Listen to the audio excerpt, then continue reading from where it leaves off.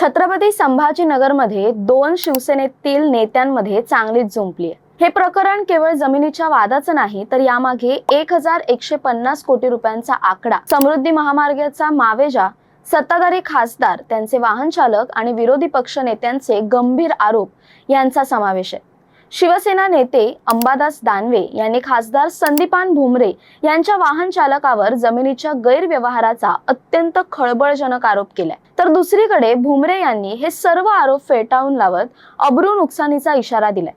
नक्की हे प्रकरण काय आहे? हिबानामा म्हणजे नक्की काय? आणि 1971च्या एका कागदपत्रात 1985 ला जन्मलेल्या व्यक्तीचं नाव कसं आलं? या सर्व प्रश्नांची उत्तरं जाणून घेऊया या व्हिडिओच्या माध्यमातून। नमस्कार, मी संचारी आकेरकर आणि आपण पाहताय टाइम महाराष्ट्र। या प्रकरणाची सुरुवात होते ती छत्रपती संभाजीनगर जवळील जटवाडा जोगवाडा भागातील एका जमिनीपासून। अंबादास दानवे यांचा दावा आहे की या भागातील गट क्रमांक 174 मधील 23 एकर 30 गुंठे जमीन, जी मूळची लता सूर्यभान वाघमारे यांच्या पूर्वजांची म्हणजेच दिवंगत पावण्या भिका वाघमारे यांची होती, ती हडपण्याचा प्रयत्न झालाय। ही जमीन हैदराबाद संस्थानाद्वारे बहाल करण्यात आली होती आणि ती प्रतिबंधित मालकीची होती।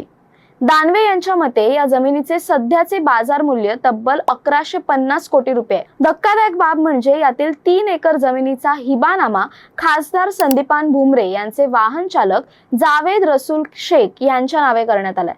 आता इथेच खरा पेच निर्माण होतो। दानवे यांनी पुराव्यादाखल मांडलेला मुद्दा असा आहे की हा हिबानामा 1971 सालातील दाखवण्यात आलाय, परंतु ज्या जावेद रसूल शेख यांच्या नावे हा व्यवहार झालाय त्यांचा जन्मच 1985 सालचा आहे। मग प्रश्न असा उपस्थित होतो की ज्या व्यक्तीचा जन्मच झाला नव्हता तिच्या नावे 14 वर्षांपूर्वी कागदोपत्री व्यवहार कसा पूर्ण झाला? दानवे यांनी असा आरोप केलाय की समृद्धी महामार्गातील जमिनीचा मोबदला म्हणजेच मावेजा लाटण्यासाठी हा बनाव रचला गेला। यामध्ये महसूल विभागातील काही बड्या अधिकाऱ्यांचं संगनमत आहे। त्यांनी या प्रकरणाची राज्य गुन्हा अन्वेषण विभाग म्हणजे CID मार्फत चौकशी करण्याची मागणी मुख्यमंत्री आणि महसूल प्रशासनाकडे केली आहे। आता आपण समजून घेऊया की हिबानामा म्हणजे नक्की काय असतं।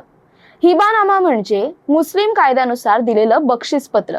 जेव्हा एखादी व्यक्ती आपल्या मालमत्तेचा काही हिस्सा दुसऱ्याला स्वेच्छेने देते तेव्हा त्याला हिबानामा म्हणतात। अंबादास दानवे यांचा आक्षेप असा आहे की जर मूळ जमीन मालक हिंदू महिला आहे तर मग मुस्लिम कायद्यानुसार हिबानामा कसा होऊ शकतो, आणि तोही एका अशा व्यक्तीच्या नावे जी त्यावेळी अस्तित्वातच नव्हती। दानवे यांनी विभागीय आयुक्तालयातील सहआयुक्त शुभांगी आंधळे यांनी जिल्हाधिकाऱ्यांना लिहिलेलं एक पत्रही सार्वजनिक केलंय, ज्यामध्ये हैदराबाद कुळ कायद्यानुसार जमीन हस्तांतरणावर बंदी असतानाही काही मर्जीतील लोकांच्या नावे जमिनी केल्याचा उल्लेख आहे।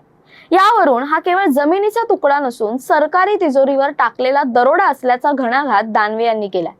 या गंभीर आरोपांनंतर खासदार संदीपान भुमरे यांनीही गप्प न बसता आक्रमक पवित्रा घेतलाय।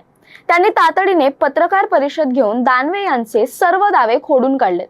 भुमरे यांनी मान्य केलं की जावेद शेख हा त्यांचा चालक आहे, परंतु या व्यवहाराशी त्यांचा किंवा त्यांच्या चालकाचा कोणताही संबंध नसल्याचं त्यांनी स्पष्ट केलं। भुमरे यांनी काही तांत्रिक प्रश्न उपस्थित केलेत।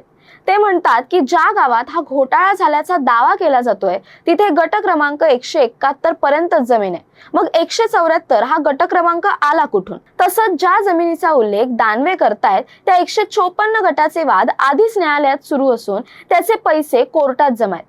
भुमरे यांनी अंबादास दानवे यांच्यावर टीका करताना म्हटलंय की विरोधी पक्ष नेतेपद गेल्यामुळे दानवे यांचं मानसिक संतुलन बिघडले आणि त्यांना आता सगळीकडे फक्त भुमरेच दिसतायत। जर माझा चालक दोषी असेल तर त्याच्यावर कारवाई करा, पण विनाकारण माझी बदनामी करू नका, असं सांगत त्यांनी आता या प्रकरणी कोर्टात अब्रू नुकसानीचा दावा ठोकणार असल्याचं जाहीर केलंय।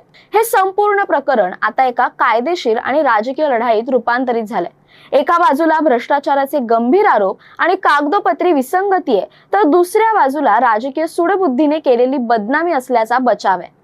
जर खरोखरच जन्मापूर्वीच्या तारखेचा हिबानामा झाला असेल तर हे महसूल विभागातील फार मोठं रॅकेट असू शकतं। दुसरीकडे जर गट क्रमांकच अस्तित्वात नसेल तर दानवे यांच्या आरोपांतील हवा निघून जाते। मात्र 150 कोटी रुपयांच्या मालमत्तेचा हा वाद केवळ छत्रपती संभाजीनगर पुरता मर्यादित न राहता संपूर्ण राज्याच्या राजकारणात चर्चेचा विषय ठरलाय। आता शासन यावर काय भूमिका घेतं? महसूल प्रशासन याची चौकशी कशी करतं आणि 27 फेब्रुवारीच्या न्यायालयीन सुनावणीत काय घडतं याकडे सर्वांचं लक्ष लागलंय। हा वाद केवळ एका वाहन चालकाच्या जमिनीचा नसून तो सत्तेतील नेत्यांच्या पारदर्शकतेचा आणि विरोधकांच्या धारदार आरोपांचा कस पाहणारा ठरणार आहे। दरम्यान या सर्व प्रकरणाबद्दल तुमचं काय मत आहे कमेंट करून नक्की कळवा। तसेच अशा नवनवीन व्हिडिओसाठी टाइम महाराष्ट्रला सबस्क्राइब करा। धन्यवाद।